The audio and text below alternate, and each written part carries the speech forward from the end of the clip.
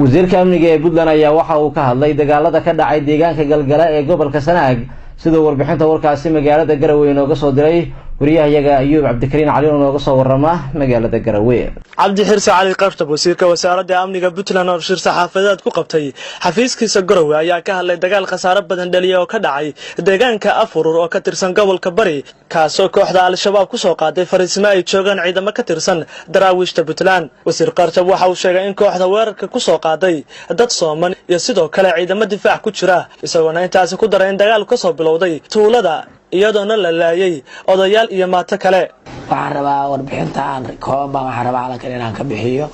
shaqaaqa xalay ka dhacday tuulada Afurur ee Soona Galgala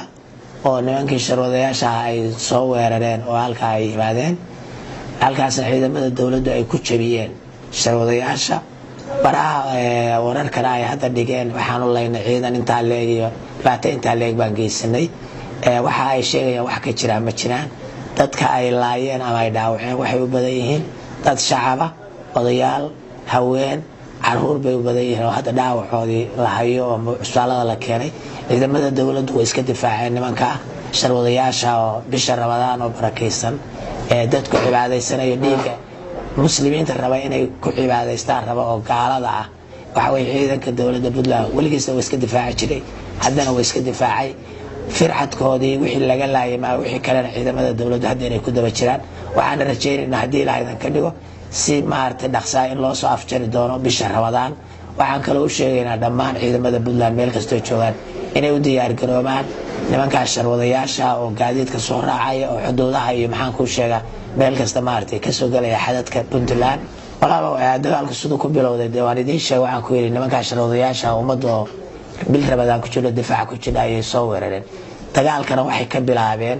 tuuladii magaalada ahayd ciidamadu ay deganaan bay dagaal ka bilaabeen waxay laayeen waxa ugu horeeyay odayaashii iyo dadkii maatada ah ugu horeeyay ciidamada iyagana way isdagaaleen ka bacdi meesha ciidamada soo gaareen ciidamadu way iska difaaceen